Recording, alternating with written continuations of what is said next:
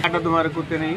मैं अपने घर पे जा रहा था। एक तो मेरे को चलने में तकलीफ है, घुटने दर्द थे, आराम आराम से जा रहा था। तो बच्चे वाली कुत्ती अचानक आके पकड़ ली।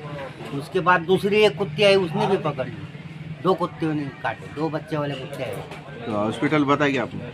हाँ, चिकलखाना ये जिला रुग्णालय में बताया।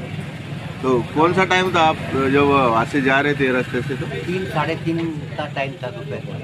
अच्छा अच्छा। तो आपने उसके बच्चे को तो मारे नहीं? नहीं, कुछ भी नहीं। वो कुछ शक हुआ कुत्ती को कि बच्चा पकड़ने तो नहीं आएगा। आपका नाम? साहेब का पठाण। नमस्कार, आपण पाहता शब्दमंजरी न्यूज चॅनल। आज हिनानगर परिसरामध्ये मी आलो। काही वृद्ध युवकांना आणि महिलांना कुत्रे चावत आहे। या आल्या दिन कुत्रे चावण्याची घटना हिनानगरमध्ये घडत आहे। महानगरपालिकेचे कुठेतरी दुर्लक्ष असल्यामुळे हिनानगरमध्ये आताच एक साहेब का पठाण म्हणून आहे व्यक्ती, त्यांना कुत्र्याने अक्षरशः मांडीला धरलं आणि इकडं पाठीला पण चावलं। त्याच्यामुळे अक्षरशः ते रक्तबंबाळ झाले। त्यांना जिल्हा रुग्णालय चिकलठाणा इथं दाखल करण्यात आलं। त्यांच्यावर उपचार चालू असताना त्यांची भेट घेतली आम्ही।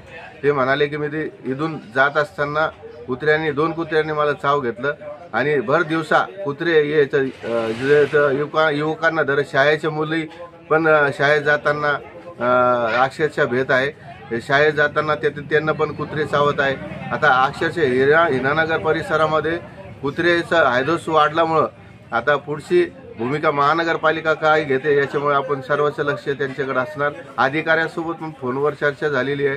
ते म्हणे आम्ही कुत्र्यावर लवकरच त्यांना पकडून पुढची कारवाई करू। आता महानगरपालिका किती वेळेस याची दखल घेते आपण याच्याकडे पाहू। आपण पाहतात शब्दमंजरी न्यूज चॅनल।